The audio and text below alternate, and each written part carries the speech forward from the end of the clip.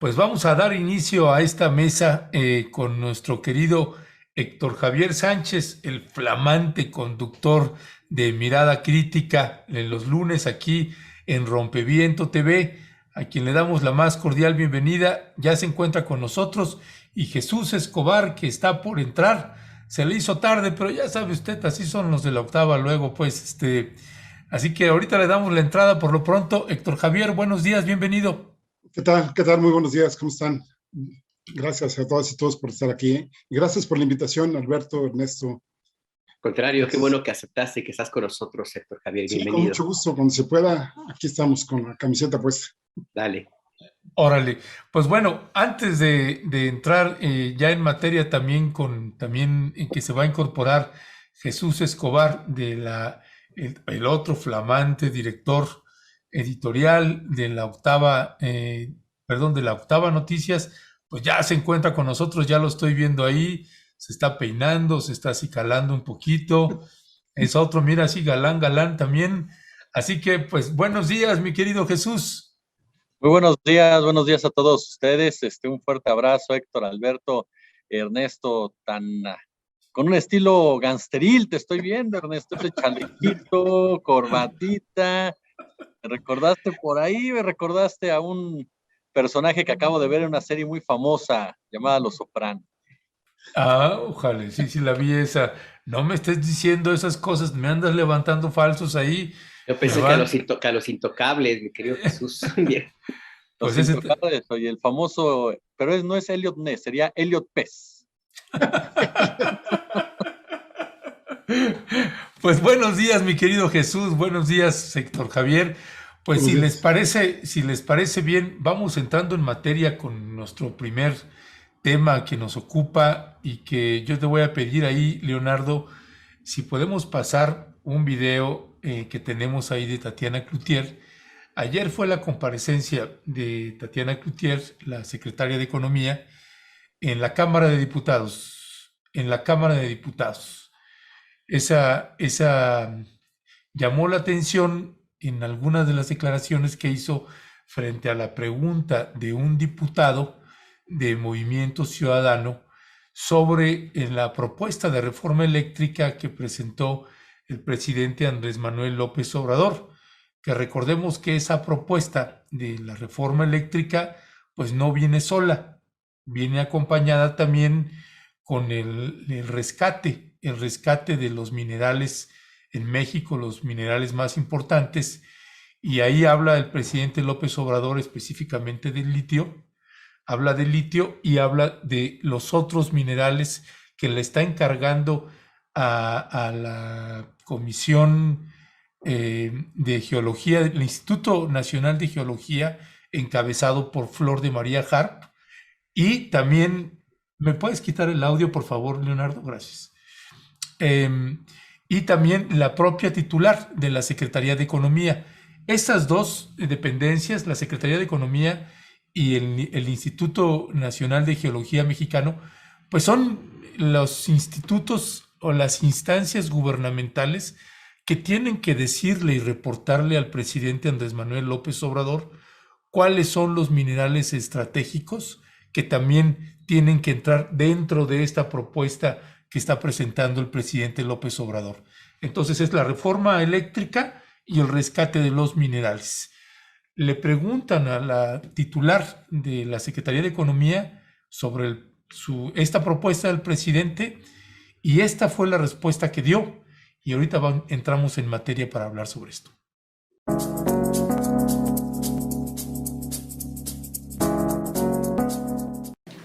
Secretaria, la reforma en materia energética, en materia eléctrica, presentada por el Ejecutivo Federal, si bien es una reforma a la Constitución y a la propia ley en la materia, pues se relaciona ampliamente con la Secretaría de Economía, pues se ha mencionado que podríamos estar con esta reforma entre la violación de algunos tratados internacionales comerciales, pues que son del ámbito de competencia de la Secretaría de Economía. Son múltiples voces de diferentes sectores, empresas que han manifestado, que se han dicho que pues una reforma como esta costaría enormes cantidades de recursos por el pago de indemnizaciones, de compensaciones derivadas de la violación de estos acuerdos comerciales. En este sentido, nos gustaría mucho saber si desde la Secretaría a su cargo ya hay algún análisis o previsión al respecto. Es cuanto, presidente. Diputado, cualquier reforma, y he estado de los dos lados, he estado del lado ejecutivo y he estado del lado del legislativo. Creo enormemente en la división de poderes, creo enormemente en el respeto que debemos de tenerle al poder legislativo, y la pelota está en la cancha de ustedes. No me gusta jugar al futuro en términos de predecir qué es lo que va a pasar. Ustedes son quienes tienen la última palabra. ¿Qué hacemos nosotros? Y esta es parte de lo que le puedo compartir. Nosotros normalmente cuando viene una iniciativa y está en su discusión, compartimos las visiones de lo que vemos como pros, contras, algunos riesgos, etcétera, y los compartimos con la comisión. En su momento que ustedes nos pidan esto, se entregará, pero ahorita la pelota está en la cancha de ustedes. Respetuosamente seremos como lo hemos sido en todas ocasiones, nos toca aplicar lo que ustedes terminan decidiendo. Ustedes tendrán la última palabra y ustedes dirán los cómo, y yo o nosotros como Poder Ejecutivo terminaremos actuando en consecuencia de lo que ustedes marquen en el ancho de la banda de la ley. Diputado. Gracias, presidente. Bueno, estamos hablando de una reforma que presentó el Ejecutivo Federal. A mí me sorprende que quien encabeza los esfuerzos en materia económica, pues nos dé esa respuesta, con todo respeto, secretaria, porque consideramos que evidentemente la Secretaría a su cargo pues debe de medir los riesgos de que se apruebe una reforma que está proponiendo el Ejecutivo Federal.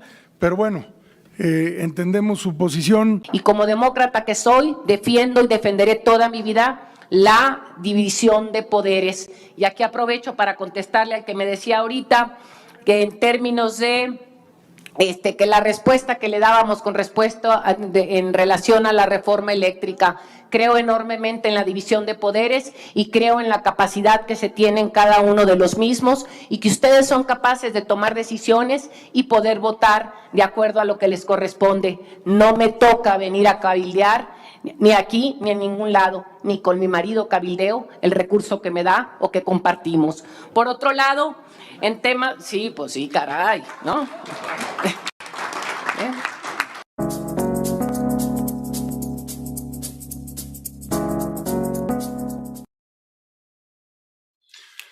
Ya, bueno, Jesús Escobar, se escucha aquí a la secretaria de Economía, Tatiana Cloutier, pues negarse a hablar en favor de la reforma eléctrica que presenta el presidente López Obrador.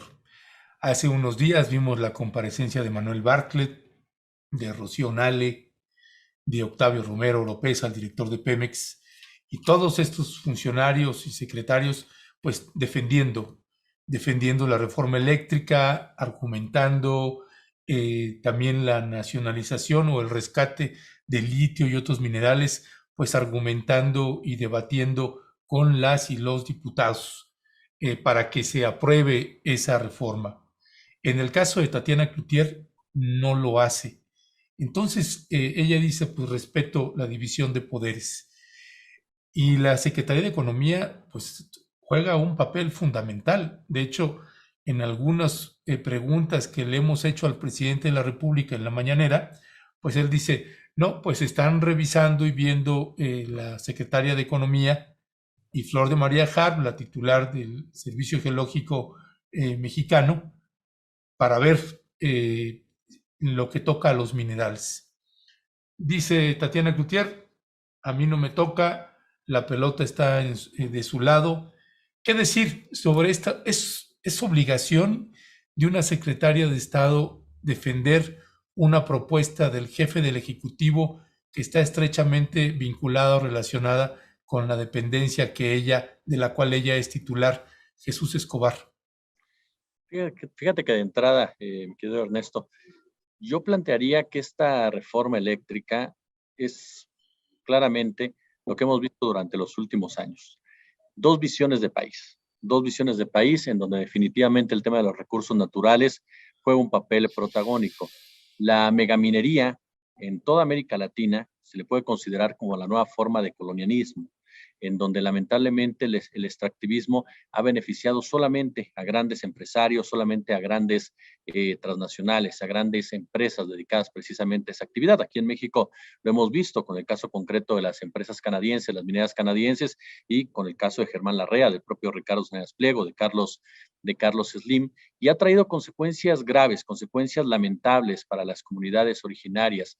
Hablamos, por supuesto, perdónenme, hablamos por supuesto de contaminación de ríos, hablamos de daños a la salud de los pobladores cercanos, hablamos de explotación laboral y hablamos de un país que ha cedido durante muchos años, pero muchos años, su territorio para la explotación precisamente de minerales. Ahora nos topamos con el litio que muchos ha discutido si México tiene la capacidad de convertirse en potencia de litio. Se ha negado por parte de algunos integrantes, incluso la propia Secretaría de Economía, que tengamos los yacimientos más importantes del mundo. Otros integrantes de Morena han dicho que sí. Lo cierto es que el litio ya juega un papel predominante en la discusión de la reforma eléctrica. Para mí es el fondo realmente de toda esta discusión y lo hemos dicho en otras ocasiones.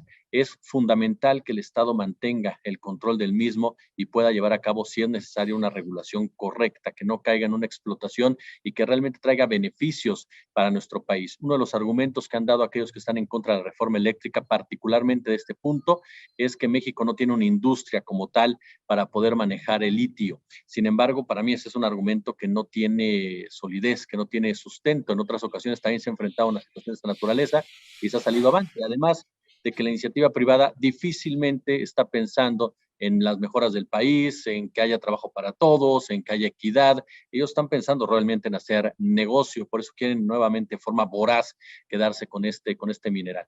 Planteado esto, me parece que el estilo de Tatiana Cloutier es lo que aquí está imponiéndose. Cierto que Manuel Bartlett tiene una personalidad diferente, un hombre más echado para adelante, con una actitud más fuerte, lo mismo que Rocío Nale, pero en el caso de Tatiana Cloutier, no hay que olvidar de dónde viene Tatiana. Tatiana Cloutier es una mujer criada en un sistema totalmente, en un estilo de vida totalmente panista, con un padre que era integrante de los famosos Bárbaros del Norte, que tenía una visión muy clara de la relación entre empresarios y políticos, que se puede compartir o no, pero que tenía una visión respecto a eso, cómo tendría que manejarse. Y Tatiana Cloutier me parece que eso no lo puede dejar de lado. Ahora, sí me queda claro que está siendo políticamente correcta. Es decir, no quiero entrar en debate, no quiero entrar en diferencias, simplemente les toca a ustedes decidir, ¿no? Y hasta ahí. ¿Le faltó mayor dureza para defender la reforma como tal? Sí, si lo valoramos desde esa óptica, sí. Me parece que Tatiana Cloutier tendría a lo mejor que haber argumentado de cierta manera. Ella lo que dice es: yo no cabildeo en ningún momento, no es mi trabajo. Por eso digo que está siendo políticamente correcta, pero en este momento en que se está discutiendo de esta forma tan particular una reforma que define en definitiva lo que va a suceder en los próximos años en el manejo de minerales tan importantes como el litio, me parece que hubiera sido muy sano y sobre todo muy interesante conocer la postura a fondo de la secretaria de Economía. Igual se lo ha dicho al presidente, igual se lo ha dicho al secretario de Gobernación, igual lo ha manifestado al interior del gabinete, pero siempre un respaldo público ayuda precisamente en una discusión, en un debate como el que se está dando, sobre todo cuando de parte de la oposición hay estas versiones de que no se sabe manejar el litio, de que no se la va a saber explotar, de que si están actuando de manera autoritaria, que si se está atentando contra los grandes empresarios que siempre han visto por el bienestar de este país. Entonces me parece que por ahí a Tatiana Cloutier le faltó más fuerza, más decisión, mejores argumentos en este escenario. Que vaya en contra de la reforma, no creo. Sinceramente no creo que Tatiana Cloutier vaya en contra de esta reforma o no esté de acuerdo con esta reforma. Simplemente me parece que es su personalidad, su manera de ser, y que en este caso pues le jugó en contra, ¿no? Porque además la pregunta, Héctor Javier, era muy concreta. La Secretaría de Economía, evidentemente, y si no lo tiene, pues qué grave, debe contar con un análisis de lo que implicaría en términos muy específicos de qué áreas, qué empresas, qué tipo de consecuencias puede haber en la aprobación de esta reforma eléctrica, para el Tratado de Libre Comercio que se tiene con Estados Unidos y Canadá, el famoso TEMEC, por ejemplo, y también otros acuerdos comerciales. Habrá que revisar, por ejemplo, el que hay con la Unión Europea, por decir algo, pero estos dos serían con los más específicos, además, por supuesto, del impacto que podría haber de empresas que estén aquí en México, extranjeras, que pudieran eventualmente pedir alguna indemnización o iniciar algún litigio. Todo esto tiene que estar ya dentro del análisis de la autoridad federal. Insisto, si no lo tienen, muy grave. Y si lo tienen, no lo quiso compartir, es que algo habrá allí. Y es también parte de lo que habría que preguntarse, porque con la actitud de la secretaria de Economía, Tatiana Cloutier, de no entrar al fondo del asunto, más allá de que puede ser que no esté de acuerdo con la propuesta que enviada por el Ejecutivo, que también ahí se abre otra veta, perdón, pero pues a lo mejor no le consultaron, o si le consultaron se la impusieron. Más allá de que esté o no de acuerdo en el fondo, pues también hablaría de que los números que hace la Secretaría de Economía son altos, son fuertes, y a lo mejor el timing no era el adecuado para reconocer que puede ser muy caro el costo de aprobar esta reforma. ¿Tú cómo lo ves, Héctor Javier? Sí, yo añadiría y exploraría un poquito más esta beta que estás comentando, ¿no? Ahora sí que parafraseando a López Obrador, no hay texto sin contexto. Y digamos, ahora como están las cosas, bueno, pues está el nombramiento, pues ahí del Banco de México, la salida de Nieto, el desplante que hubo sobre Arturo Herrera, la inflación que estamos teniendo, la depreciación del peso que hoy amaneció a 22.38, etcétera. Con todo este tipo de cosas, yo siento que no fue en contra de la reforma, sino que se quiso reservar y no les quiso dar la nota. Finalmente, la nota fue que ella no cabildeaba ni con su marido, ¿no? Los presupuestos, es decir, ella no mendigaba recursos ni en su casa, ¿no? Yo quisiera imaginar cuánto, si ella hubiera empezado a dar cifras, esos hubieran sido los principales encabezados de varios periódicos, ya sabemos de cuáles, ¿no? Y me parece que no fue muy prudente, desde mi punto de vista, en hacerlo, ¿no? Ahora, yo creo que aquí es un problema también de comunicación social del gobierno de la República. La estructura como la dejaron sexenios anteriores, efectivamente, como bien apuntaba Jesús, está para favorecer a muy pocos. Y cualquier cambio que se vaya a hacer en cualquier área, sea agua, sea electricidad, salud, educación, etcétera, va a costar mucho. Por supuesto que va a costar. Y a mí me parece que habría que regresarse ahora sí que a los filósofos griegos y ver las causas de las causas, ¿no? A mí me parece que no se ha explotado la situación en la que estamos, es decir, todo lo que ya enumeraban ahora pues nada más habría que ver cómo está el índice de Gini, que habla de la distribución desigual de la riqueza, que por cierto ahora con la pandemia se incrementó muchísimo, sobre todo en sectores más pobres. Esto que estamos viendo en la inflación, que no es propio del gobierno mexicano, también otros países lo están teniendo. Es decir, en fin, hay una serie de condicionantes que no las han visto. Parecería ser que únicamente estamos viendo las causas, ¿no? Perdón que cite el famoso ejemplo del avión presidencial, ¿no? ¿Cuánto se dijo del por qué Peña Nieto y Calderón aprobaron este tipo de compras que no beneficiaron en nada a la población mexicana? Y sin embargo los ataques fueron pues que si se vendía, que si se rentaba, que si se rifaba, etcétera, etcétera, ¿no? Yo creo que sí tendrían que darse a conocer este tipo de cosas. Me parece ser que ya las tienen estimadas, porque son tan altas en términos políticos y en términos económicos que quizás se reservaron esa información por el momento, ¿no? Pero insisto, hay que atorarle, hay que entrarle y decir, esto va a costar tanto, vamos a tener que sacrificar ciertas cosas, etcétera, pero pues entrarle, ¿no? Me parece que si realmente se quiere hacer un cambio estructural por el que votaron más de 30 millones de personas, pues sí tendrían que irse un poco más a fondo y debatir más con argumentos y plantear cómo está el país en este momento. Ya, gracias Héctor Javier. Jesús Escobar, bueno, Alberto, Héctor Javier, desde mi punto de vista, me parece que era muy importante que la Secretaría de Economía defendiera esta propuesta en la Cámara de Diputados. La aprobación que se está intentando que en este mes de diciembre se lleve a cabo la aprobación. ¿Se va a dar o no? Unos dicen que no, que se va a posponer hasta abril. Ya veremos. Pero entre que son esas peras y que están esas manzanas, pues tendría como secretaria de Economía Era importantísimo que defendiera esa ley. Hemos visto declaraciones de funcionarios de ella, por ejemplo, el que fue enviado al 34º Congreso Nacional de Minería, Internacional de Minería, que se llevó a cabo en Acapulco, Guerrero, hace poco más de un mes. Y ahí el titular, el enviado de Tatiana Cloutier, pues dio un discurso contrario a lo que estaba planteando el presidente de la República con la propuesta de la reforma eléctrica, en lo que toca a la minería, diciendo este funcionario que pues les interesaba dar más concesiones mineras, cuando el discurso del presidente es exactamente lo contrario. En otras entrevistas que tuvo, por ejemplo, con Genaro Villamil, pues Tatiana Cloutier decía, no, estamos invitando a empresas que vengan, empresas mineras que vengan acá.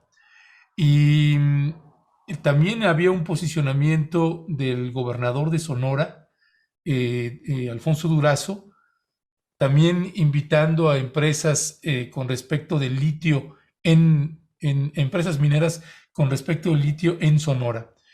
Este posicionamiento de la Secretaría de Economía y del Instituto Geológico Mexicano, pues va en agra contra de lo que está planteando el presidente López Obrador. Veíamos al titular de la Procuraduría Agraria, Luis Hernández Palacios, o a la secretaria del Medio Ambiente, María Elisa Albores, dando un discurso contrario, es decir, ellos sí respaldando la propuesta del presidente López Obrador, pero de este lado de la Secretaría de Economía, no. Algo que a mí me parece que era importantísimo ahí. Por eso, ya nada más antes de pasar al siguiente punto, que me parece que el tema lo amerita por el planteamiento que hizo Tatiana Cloutier. Es obligación de un secretario de Estado, cuando es un tema que le compete a su dependencia, defender las propuestas del Ejecutivo en la Cámara de Diputados o en Cámara de Senadores, ¿o no, Jesús Escobar? Ahorita tocaste un punto que no podemos dejarlo de lado, lo político. Esta reforma se va a discutir más que nada y se va a aprobar en un término político, porque a final de cuentas Morena no tiene los votos necesarios para sacarla por sí solo. Entonces necesita el respaldo sí o sí de los partidos o de algún partido de oposición que le arroje ese número de votos. Estamos poniéndole nombre y apellido, es el PRI, principalmente con el cual están negociando y están discutiendo. El PRI que obviamente va a vender caro su amor, ¿no? Mi querida aventurera, dirían por ahí, mira que el PRI sabe de aventuras, y que se ha convertido, y tú lo mencionabas en alguna ocasión, en una especie de partido verde ecologista de México en este momento. Incluso el papel del PRI en esta discusión me recuerda mucho al 2006, cuando jugó con un papel bisagra, ya que en ese momento el PRD, lo que se consideraba la izquierda en México, la izquierda política, pues tenía un peso específico en la Cámara de Diputados, en el Poder Legislativo, en senadores, y el PAN por el otro lado. Y el PRI supo jugar sus cartas, supo maniobrar, supo sacar provecho de todo esto, hasta el punto que en esa época Manlio Fabio Beltrones, uno de los grandes animales políticos con todo lo que esto conlleva en este país, por no decirlo uno de los grandes mafiosos políticos, pues parecía un vicepresidente en funciones, por encima incluso de Ramírez Acuña, quien era el principal secretario de gobierno de Calderón, y posteriormente el propio Juan Camilo Mourinho. Aquí lo que me interesa es irnos al fondo y decir qué tanta maniobra tiene Tatiana Cloutier en ese ámbito político, qué tanto Tatiana Cloutier prefiere no involucrarse directamente para no trastocar algún tipo de negociación política con el Partido Revolucionario Institucional. Recuerdo perfectamente lo que mencionas, Ernesto, respecto a las declaraciones que ha dicho Tatiana Cloutier en otros espacios, así como también la gente de este instituto. Y también nos muestra que hay una corriente diferente en Morena, que hay una corriente más cercana al empresariado, el mismo caso de Durazo, una corriente a la cual pertenecía el señor Alfonso Romo y otros integrantes del gabinete, el mismo secretario de Agricultura, es de esa idea de utilizar ciertos químicos para generar más provecho y no sentarse en el tema de la distribución correcta de los alimentos. Hay una corriente al interior de Morena más cercana a la iniciativa privada y que tiene una visión mucho más vamos a llamarla así, mucho más empresarial que política, y que por lo mismo es tendiente, si lo queremos definir en un aspecto ideológico, más tendiente a la derecha. Eso enriquece, sí, enriquece una discusión, me parece, enriquece alguna reforma, pero me parece que más allá está el hecho de qué tanta margen de maniobra realmente tiene en este momento Tatiana Cloutier en esta discusión, que para mí va a ser una resolución totalmente política. Y es que si nos basamos en cifras, nos basamos en datos, nos basamos en una realidad, sobre todo cuando entramos al tema de la minería, pues hay que ser muy claros. México, a lo largo, ¿qué les gusta? De los últimos 30, 40 años perdimos el control sobre los recursos naturales y también con ello el control y los márgenes de una maniobra en torno a las decisiones económicas estratégicas en ese sentido. Incluso con esta adopción que el maestro Isaac Enríquez define como el fundamentalismo de mercado, nuestro país extravió la brújula en torno obviamente a las posibilidades de estructurar un proyecto de nación basado precisamente en la capacidad de pensar con cabeza propia. Esta desnacionalización, esta extranjerización, fueron precisamente los pilares de este vuelco que dejó a México sin industria, sin campo, sin clase empresarial, o una clase empresarial muy pequeña y rapaz, pese a que varias fortunas aparecen en la clasificación de la revista Forbes. Una de las nuevas formas de acumulación por disposición y despojo, reitero lo que les decía al principio, en América Latina, es la minería que está en manos de corporaciones transnacionales. Incluso estaba checando algunos datos, porque se trata pues, de prácticas neo-extractivistas que han afectado muchísimo a las comunidades locales. En México, tan solo las empresas mineras canadienses, y tengo aquí el dato establecidas, controlan el 60% del oro extraído. El restante 40% se divide entre empresas mexicanas, un 30%, el 10% estadounidenses. Hay diferentes empresas como First Majestic, que ustedes lo saben perfectamente, está involucrada en una cantidad de acusaciones de irregularidades. El caso de Equinox Gold, otra que también es sumamente cuestionable, Pan American Silver, que no se salva, y que poseen precisamente las concesiones de 6 de las 10 minas más importantes radicadas en el territorio mexicano y que extraen alrededor, tan solo para darnos cuenta, de 35,000 de los 70,000 kilogramos de oro que se producen al año en este país. Ahora, cabe destacar que México se encuentra obviamente, pues sí, entre los principales productores, si no mal recuerdo, entre los 10, me parece, 10 principales productores de oro a escala mundial, pero realmente ¿qué beneficio nos ha traído? La intención supuestamente con esta reforma es modificar esto, y modificar esto con base en el litio, pero yo creo que más que una discusión económica como tal en torno ya a esta reforma, estamos hablando de una discusión netamente política, y en ese sentido yo no sé qué tanto realmente la Secretaría de Economía vaya a poder aportar más si se centra en un discurso, en un debate con los legisladores, que lo que ya está haciendo en este momento. Reitero, hubiera sido importante, y coincido ahí contigo, Ernesto, verla defender esta reforma con más ahínco, con más fortaleza, sin duda alguna, sin duda. Pero me parece que Tatiana Cloutier optó por una salida políticamente correcta y no involucrarse en donde sabe perfectamente que ya la discusión y el debate está fuera de su terreno. Que además se podría llegar a entender, Héctor Javier, pues que tiene que haber una cierta disposición, no quiero llamarle prudencia, pero sí por lo menos una línea de comunicación con el sector privado dentro del gabinete presidencial. Y esa tarea le corresponde al área que tiene que ver con la economía, precisamente finanzas, hacienda y otras estructuras. Pero esto también me lleva a pensar en la forma como la secretaria de Economía reaccionó, que coincido, puede ser interpretarse también, coincido con Jesús, como políticamente correcta, no darle carne a los tiburones, no darle alas a los alacranes con datos bueno, cualquiera que hubiera dicho, hubiera sido motivo de escándalo y de una campaña de odio, como ocurre con los adversarios de la 4T.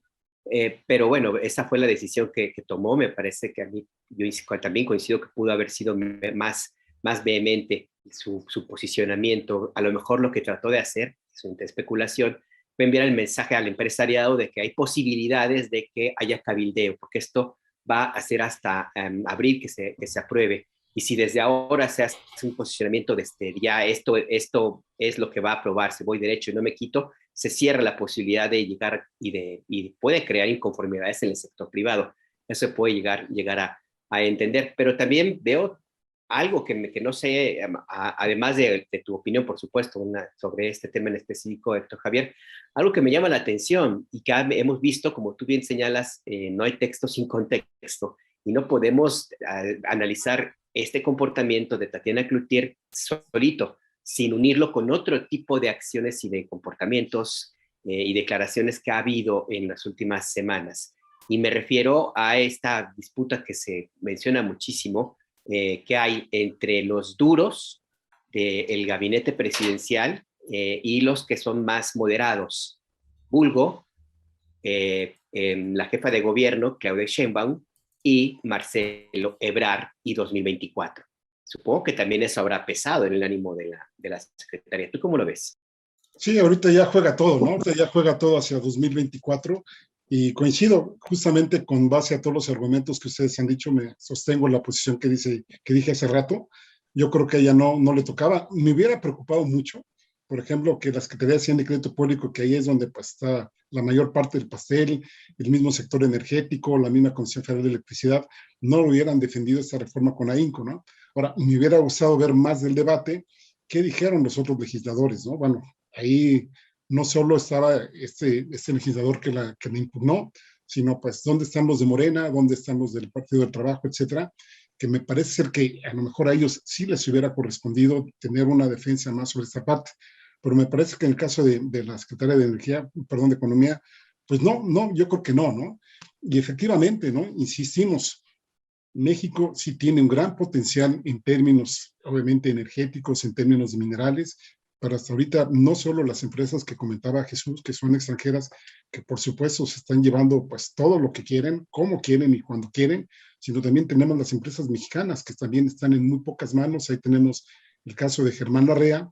¿Cómo olvidar, por ejemplo, el caso de Sonora, ¿no? Cuando hicieron aquel desastre pues, ecológico, que pagaron una miseria, creo que fueron 350 millones de pesos los que pagaron, cuando sacan miles de millones de pesos al año, y los tipos, todas las cosas que se habían comprometido a cumplir, pues para nada que las hicieron, ¿no?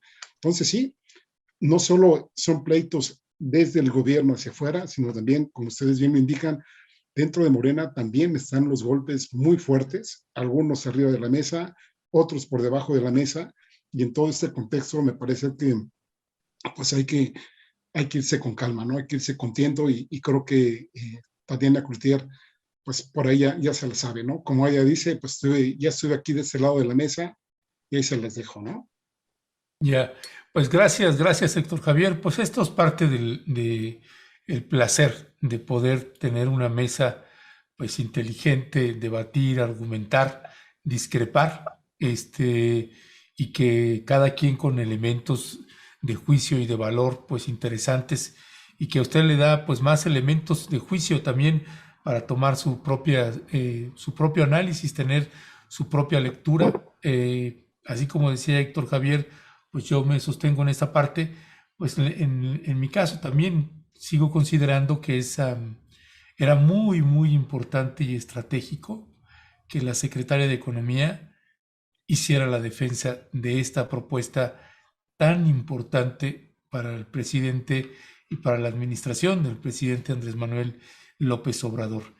Pasando al siguiente tema, mi querido Jesús Escobar, pues una fotografía que se viralizó y que generó pues todo un revuelo, pues es la de Santiago Nieto y su esposa, la consejera del INE, pues ahí en el estado de Nuevo León, pues cerquita, por ahí tenemos la imagen. Leonardo, te voy a pedir si la ponemos a cuadro, porque pues ya se empezó a especular si se va a vincular o va a terminar trabajando Santiago Nieto con el gobernador de Nuevo León, y él se negó a hacer cualquier tipo de declaración, pero pues ya se le vio otra vez, pues no tardó mucho, ya se le vio otra vez al aire, a cuadro, en eventos políticos de trascendencia. Así que, ¿cuál es tu lectura, Jesús, de esta reaparición de Santiago Nieto? Hace unos momentos Alberto decía algo con lo cual yo coincido plenamente. Ya en cualquier análisis, en cualquier imagen, pesa el 2024. Ya tenemos que empezar a analizar, a ver las cosas, lo que hay detrás de cada una de ellas, pensando en las definiciones para las elecciones presidenciales de los diversos grupos.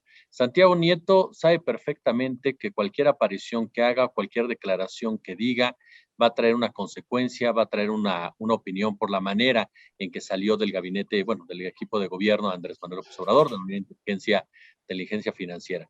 A mí me parece muy inoportuna la presencia de Santiago Nieto en un evento de este tamaño, sobre todo en un evento encabezado por uno de los personajes más cuestionables de los últimos meses, un gobernador que, caray, pues vive totalmente alejado de la realidad, de los problemas de su estado, que está basado su gobierno en una campaña de marketing, en una campaña diseñada por su esposa a través precisamente de las plataformas, de las redes sociales, y que aparte de todo representa a lo que se ha llamado ya como ese clasismo político, estos personajes quienes se sienten superiores del resto de los millones de mexicanas y mexicanos porque hablan inglés, porque hablan francés, porque fueron a universidades en el extranjero.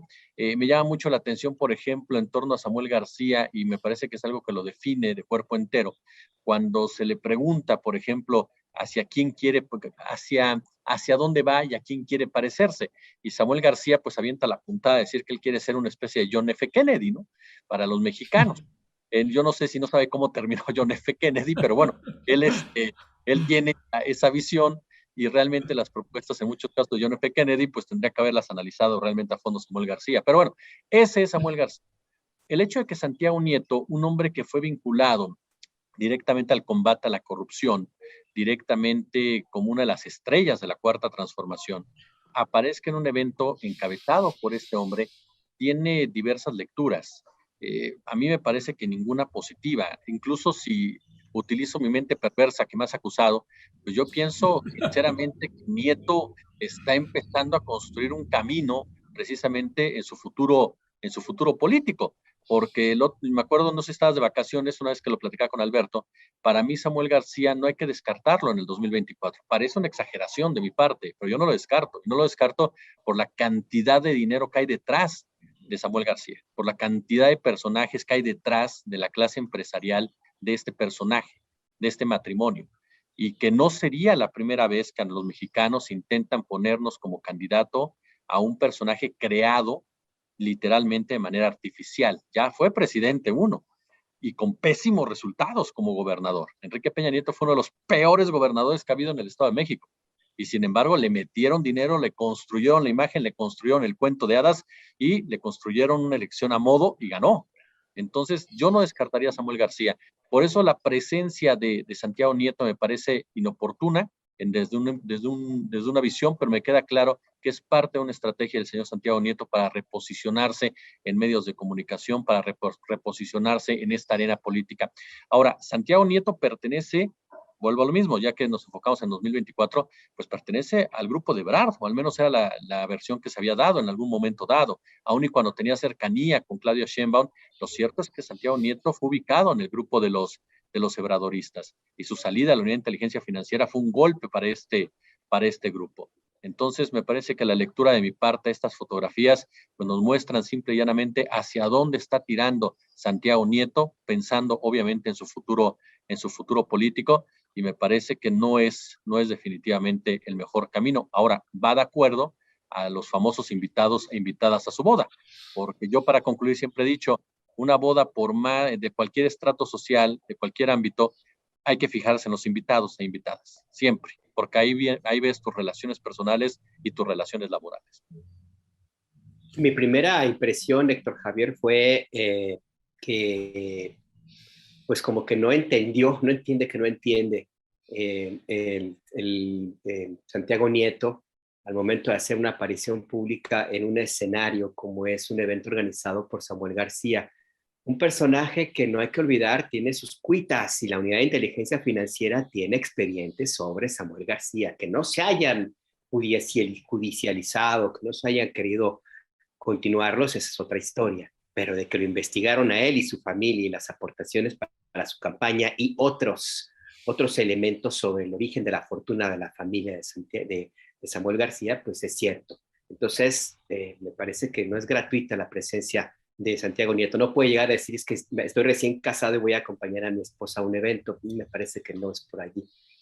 Ahora, de ahí a que esté construyendo una posición política, me parece personalmente, pero no sé qué piensas tú, doctor Javier, pues que está peor entonces, porque si su proyecto es acercarse a Samuel García, pues válgame Dios. ¿Tú cómo lo ves, doctor Javier? Yo creo que fue una imprudencia muy grande. No sé si ustedes leyeron a Roberto Samarripa el 15 de noviembre. Publicó un artículo de opinión muy duro en el Reforma, que la verdad es que si tiene los pelos de la burra en la mano, me parece muy, muy fuerte, ¿no? Por ejemplo, primero parafrasea al presidente cuando dice todo el mundo tiene derecho a comprarse vehículos de lujo y residencias y todo, pero no en el servicio público, ahí es otra cosa, ¿no? Y luego menciona en un párrafo más adelante que antes de su boda Santiago Nieto había comprado pues una residencia de 24 millones de pesos en San Ángel, que dijo haber adquirido gracias a sus 25 años de trabajo, que algunos miembros de la 4T lo habían visitado en su casa de 700 metros cuadrados y que se habían quedado sorprendidos de la magnitud y que obviamente pues hasta dudaron de que este haya sido el costo, ¿no? de esta propiedad, ¿no? E inclusive se pregunta, ¿no? El responsable de vigilar los dineros mal habidos en el gobierno de la austeridad se daba el lujo de comprar un bien de 24 millones de pesos en plena pandemia, con la economía postrada y los ingresos de los mexicanos reducidos. Híjole, pues me parece que efectivamente si estamos hablando de actitudes congruentes, pues esta no lo fue mucho, ¿no?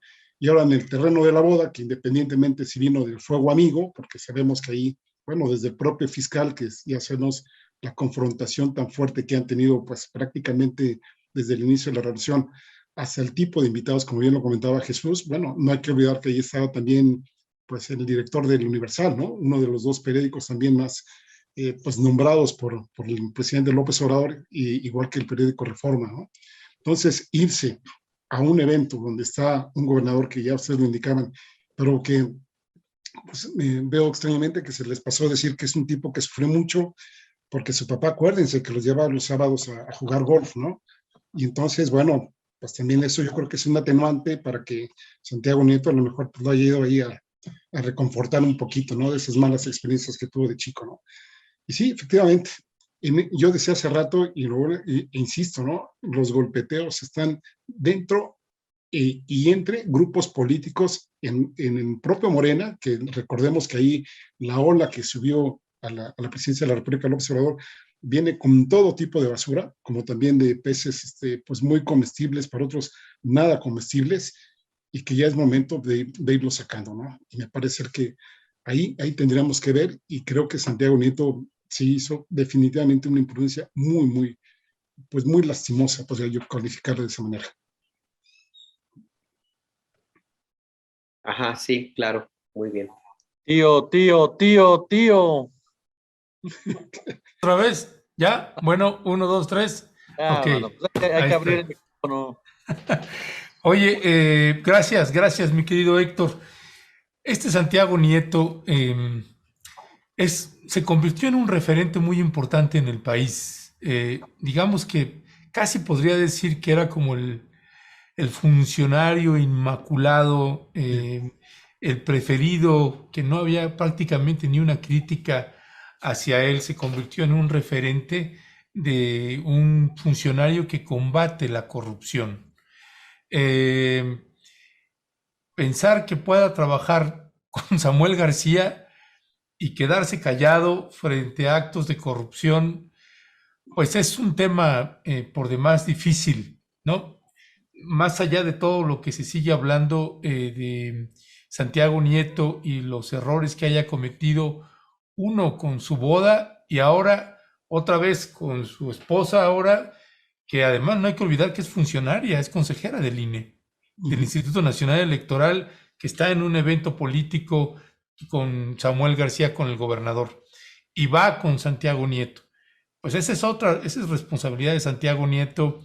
Parece ser que pues ese matrimonio pues le sigue costando muy caro y se va de bruces o no sé cómo interpretarlo, pero me quedo pensando en la parte de este funcionario que combate la corrupción y que sigo pensando que es un hombre valioso en ese sentido, que estaba haciendo un buen trabajo. No sé en esta parte cómo leerlo. Hay un libro precisamente que él publicó, que lo tengo acá, Sí, sin filias ni fobias, ¿no? Sin filias ni fobias. Y Ujú. este personaje, Santiago Nieto, pues hace ahí también cuando era funcionario de la FEPADE y que va a Chiapas a entrevistarse con el entonces gobernador, el güero Manuel Manuel Velasco. Velasco Coello. Y en esa charla, él está narrando cómo entró como funcionario de la FEPADE a tener una reunión con él porque venían las elecciones en el estado de Chiapas.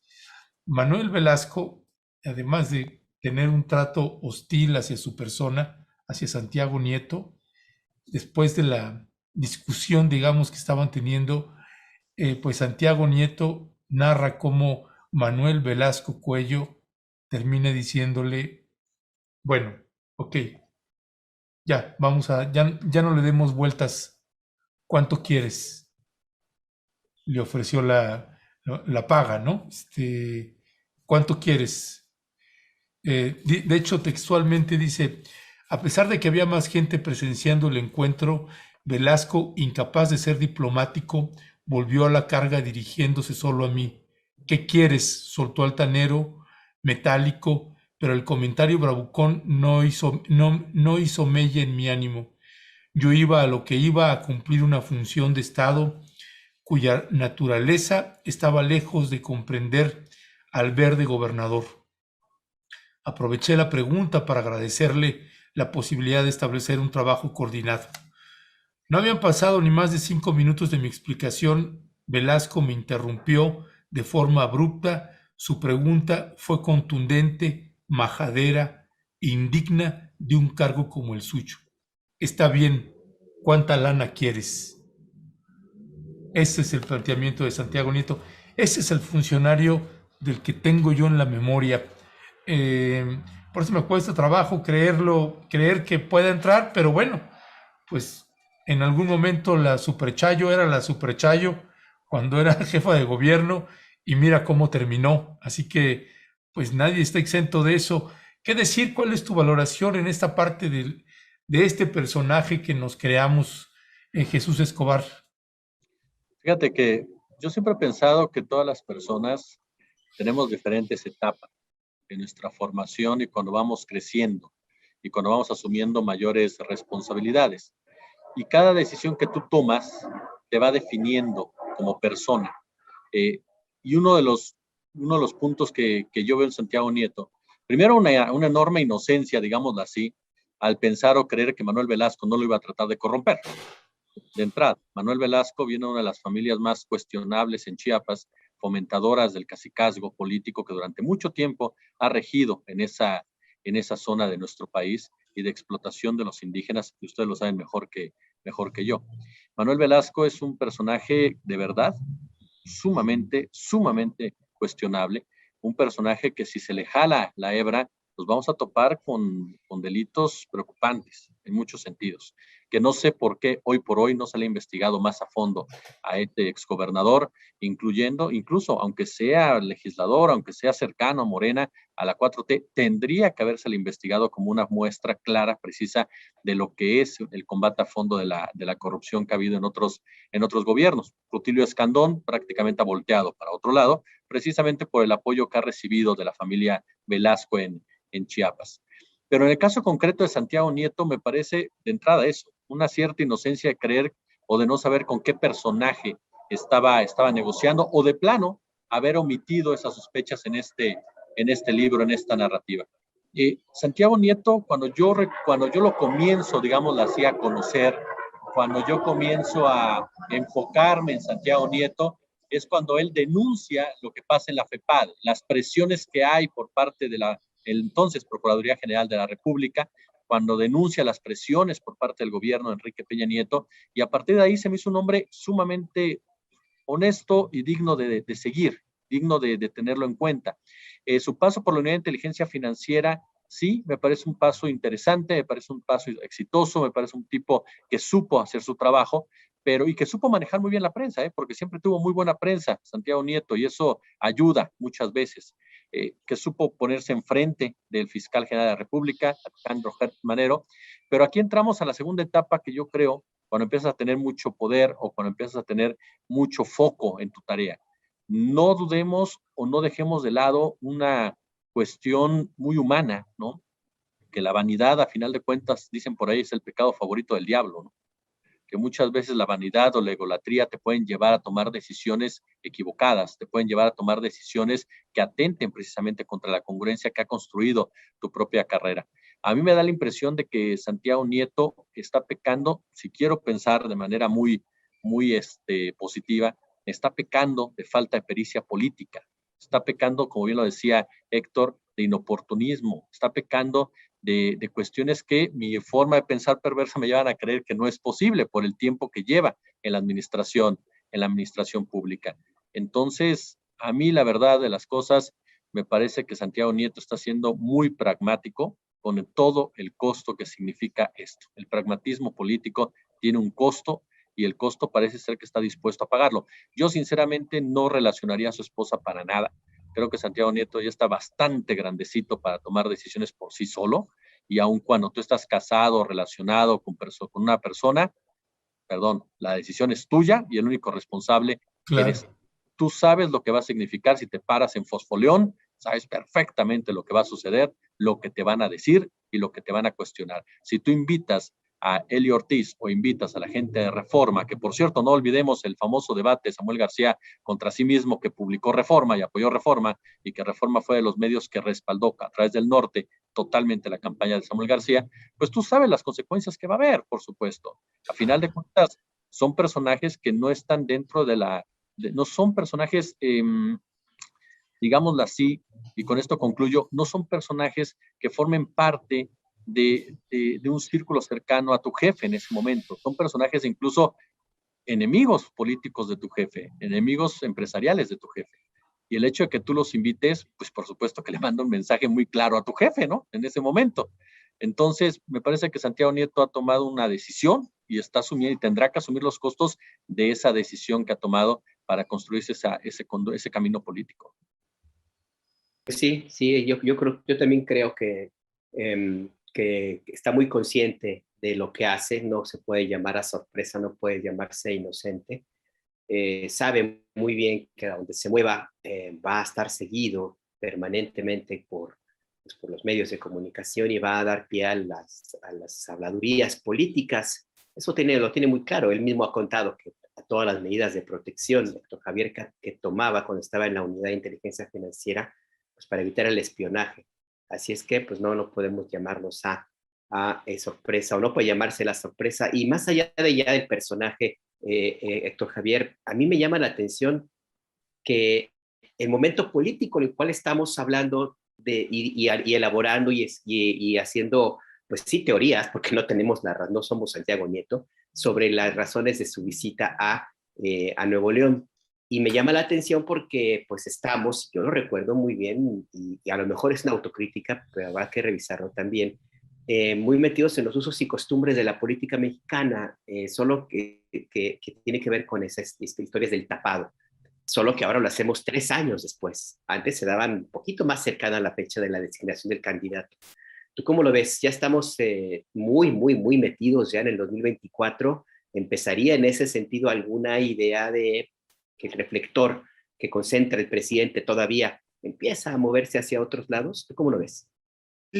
Sí, coincido con lo que han dicho. Obviamente, Santiago Nieto era uno de los activos más importantes de este gobierno. Me parece que es una pérdida, digamos, si lo vemos tal como se habíamos construido la imagen pública que tenía de él, igual que Herrera, ¿no? El exsecretario de Hacienda y Crédito Público, que eran, digamos, de las partes más fuertes del gobierno mexicano, ¿no? Y que ahora pues ya no están ahí, ¿no? ¿Cómo no recordarlo? Desde que él empezó en la FEPADE por ahí de 2015, que según diversas crónicas, pues fue llevado ahí de la mano de Marcelo Ebrard en el Pacto por México que hubo en aquel entonces, y que también Ebrard lo acercó justamente al presidente López Obrador, ¿no?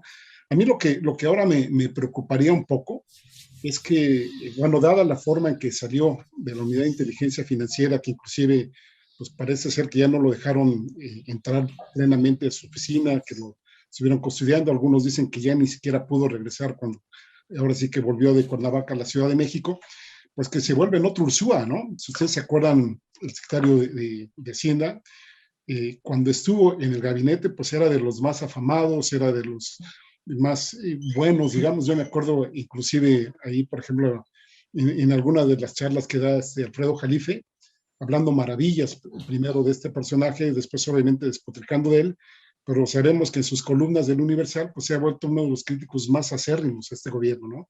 Cuando inicialmente pues era uno de los más apoyadores, que el presidente López Obrador sabe muy bien lo que está haciendo, etcétera, etcétera, ¿no?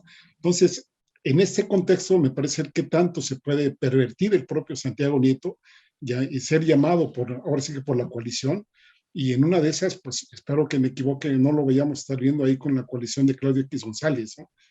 Porque así como fueron, digamos, en algún momento un activo, también pueden convertirse en otro momento pues en una carga muy fuerte que esperemos que no sea el caso, ¿no? Sobre todo, como ya he quedado sentado aquí, todo es 2024, ¿no? Parecería ser que 2022 es igual a 2024. Así es, mi querido Héctor Javier. Y pues sí, también como bien señala Jesús Escobar, pues ya dejen de echarle la culpa a la esposa. Pues ya está grandecito el hombre, sabe lo que hace y que asuma las consecuencias de sus decisiones. Pues ya estaremos viendo qué sucede, qué decisiones toma Santiago Nieto. Ojalá no termine en una situación como la de Rosario Robles. En fin, ya veremos qué sucede con este actor político que sigue jugando en el tablero político del gobierno del presidente Andrés Manuel López Obrador, porque esos son movimientos también dentro de ese mismo tablero. Jesús Escobar, pasando al último tema que nos ocupa y que ya nada más sería brevemente porque ya nos tomamos un poquito más de tiempo, pues dejaron fuera al ex secretario de Hacienda, Arturo Herrera, y entró Victoria Rodríguez, que actualmente es la subsecretaria de egresos de la Secretaría de Hacienda. ¿Cuál es tu valoración de este cambio que hizo el presidente Andrés Manuel López Obrador? Pues mira, de entrada yo, respetando por supuesto todas las opiniones, rechazo totalmente esta idea que fue por una cuestión de género. Sinceramente, con todo respeto para la doctora, no lo creo, así de claro, ¿no? Esto tiene más de fondo. ¿Por qué? Porque es un asunto que se decidió desde el mes de agosto.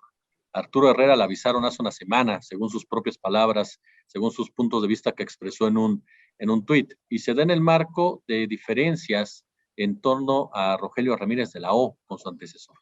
Rogelio Ramírez de la O tiene un peso específico en la Secretaría de Hacienda, por supuesto es titular de la misma, le ha costado trabajo relacionarse con Raquel Buenrostro, eso me queda muy claro, pero Ramírez de la O tenía ya diferencias con Arturo Herrera, y me parece que por ahí tiene que ver esta decisión del presidente de la República de no respaldar finalmente a uno, como bien lo señalaba Héctor, a uno de los activos más importantes que había tenido la Cuarta Transformación. Estamos hablando efectivamente de dos personajes que habían marcado un derrotero, que se habían llevado los aplausos y que mucha gente estaba contento con ellos. Y algo que logró Arturo Herrera, que parecía muy complicado, es unificar puntos de vista, tanto al interior del gobierno como fuera del gobierno. La gente en el Banco de México lo esperaba con gusto, la mayoría, por ahí varios subsecretarios, subgobernadores incluso lo habían dicho, que estaban contentos con la llegada de Arturo Herrera. Entonces me parece que mucho parte de esas diferencias que hay en torno a la política económica de la Cuarta Transformación y sobre todo algo que mencionaron, no sé si fue Héctor, Alberto o tú, mi querido Ernesto, de que estamos en una etapa de definiciones para el actual gobierno. Y los próximos 3 años, Andrés Manuel López Obrador busca cerrar aún más ese círculo con personas leales, gente que él conoce, gente que sabe que no le van a fallar y que por lo mismo tratará de llevar a buen puerto su programa o su visión de país. ¿Cómo lo ves tú, Héctor Javier? Yo también coincido en este punto de vista de que es el momento ya de enfilar a los siguientes años que van a estar duros. Ya tenemos a una cosa que se llama Frente Cívico Nacional, que quién sabe, bueno, que son los mismos de siempre la oposición, Yo no sé por qué no incluyeron a Claudio X, yo creo que se pelearon, pero ellos ya anunciaron que van a tomar un año para buscar en elecciones primarias quién sería su candidato presidencial. Y la lectura política que tengo yo es que están esperando a que Marcelo Ebrard se decida. Tampoco hay que descartarlo por ahí. Pero tú, ¿cómo ves este tema de la próxima gobernadora del Banco de México? Sí, también coincido, ¿no? Que son pugnas internas y bueno, no hay que olvidar que no han sido, bueno, ya mencionamos dos casos, también hay que mencionar el de Scherer, ¿no? Que también tenía conflictos internos dentro de la 4T y que ahora, pues, el presidente, en vez de hacer una especie de negociación ahora sí que entre sus colaboradores y ahora sí que jalarle las orejas y llevarlos hacia un mismo rumbo, pues se está decidiendo y tomando, como bien dice Jesús, pues una sola mecánica, un solo rumbo y desechando pues lo que ya él considera que le puede crear más conflictos hacia el interior, porque mientras la gente lo siga apoyando, que ya sabemos que siguen aumentando los índices de aprobación, él creo que ahora anda por 67, 68%, ayer dieron a conocer unas encuestas, creo que le va a importar muy poco lo que se diga fuera de él, pero sí que va a tratar de tener una mayor presión hacia el interior, y ahí sí pues van a estar rodando cabezas, ¿no? También coincido que no es una cuestión de género, no solo ya se menciona ahora sí que no era bien visto por Rogelio, por el nuevo secretario de Hacienda, sino que también parece ser que causó una gran molestia al presidente que por ahí Arturo Herrera soltó recursos a los gobernadores salientes y que pues los nuevos que llegaron pues ya vienen con una mayor carga de endeudamiento, ¿no? Parece que también ese es otro de los factores, además de lo que ya podemos imaginarnos de cómo fue el golpeteo dentro del gobierno.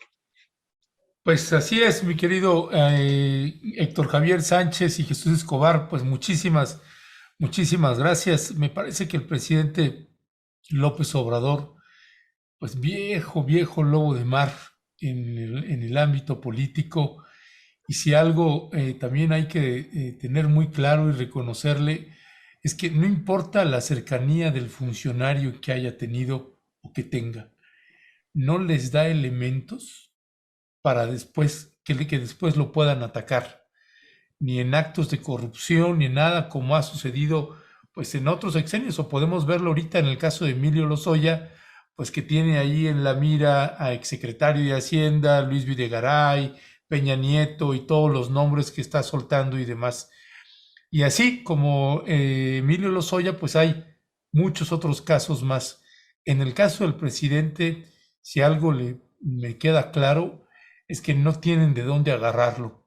Por eso se atreve también a darle cuello a quien no esté con su línea, con lo que él quiere o pretende, y es cosa que pues se respeta porque es una decisión pues de él los puso, él pone, él quita, en fin, es algo que ya veremos en qué deviene y ya estaremos dándole pues más información a usted, esto que planteas Jesús, si tiene que ver también con una discrepancia con el nuevo secretario de Hacienda o no, Ramírez de la O, pues son cosas que ya iremos confirmando en su momento.